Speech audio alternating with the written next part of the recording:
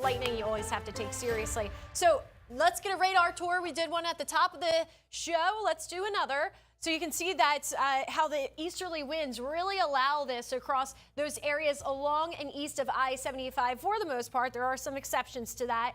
But let's go on the radar tour, zooming in first to Citrus County. Most of this is starting to move offshore right now, but it did bring a lot of rain to places like Crystal River, Homosassa, Sugar Mill Woods. That is starting to exit to the west. Now, there is some lightning associated with this, so I would just keep it inside a little bit longer if you have plans out there. I know you guys want to swim with the manatees and whatnot. All right, so diving down now to portions of Hillsborough County. We had some heavier rain as well as some lightning. That is starting to push northward. So Pasco, Hernando County, I would be on the lookout, especially on the eastern edge of the county line. You guys are also seeing some storms out that way, more so Pasco County, but Zephyr Hills, there's a nice little lightning storm out by you that looks like it's trying to collapse, but still some moderate to heavy rain out that way as well. And diving down a little bit more to the south now, portions of Manatee County, Sarasota County, Hardy, and Polk. Kind of that crosshairs, right, where all the counties line up.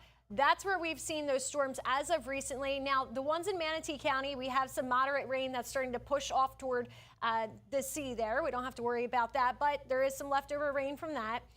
Over by Wauchula, north of Wauchula now, we have some lightning. That's starting to push into Polk County, so that's the direction that storm wants to go. I would be aware of that one because that one does have lightning associated with it. Thankfully, we haven't had any storms strong enough to be considered severe. In order to be a severe thunderstorm warning, we have to have winds stronger than 58 miles per hour and quarter-sized hail. And we just kind of missed it for some of these. Earlier today at TPA, we had a thunderstorm wind gust at 45 miles per hour, so close. And then down at Fort Greene, they had, this was more recent, 5:35, they had a 51 mile per hour wind gust. So even closer there. So again, 58 mile per hour wind gusts with those storms, that would be triggering severe thunderstorm warnings. We just didn't see that for today, at least in our area. Southwest Florida did have a few severe thunderstorm warnings earlier.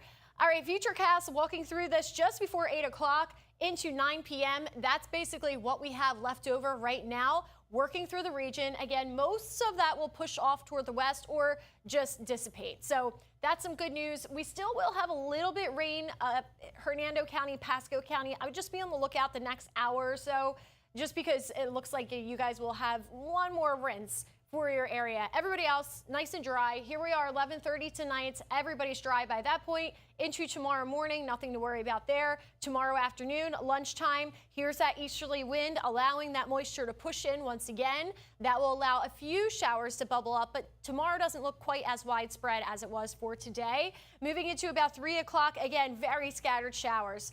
For the next several days, this is looking great. Our rainfall, estimated rainfall totals, anywhere from a ½ inch to almost 2 inches in some spots. Now, that's just kind of an estimate, right? Some areas could absolutely receive more in a downpour. Some areas could receive less.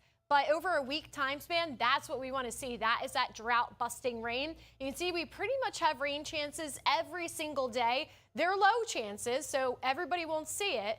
But it is starting to show signs that we're finally getting into our rainy season. Here's the proof, right? Next 7 days, again, rain chances look best in the afternoon. Not everybody sees it every single day, but it's definitely more rain than what we've had the last couple of months.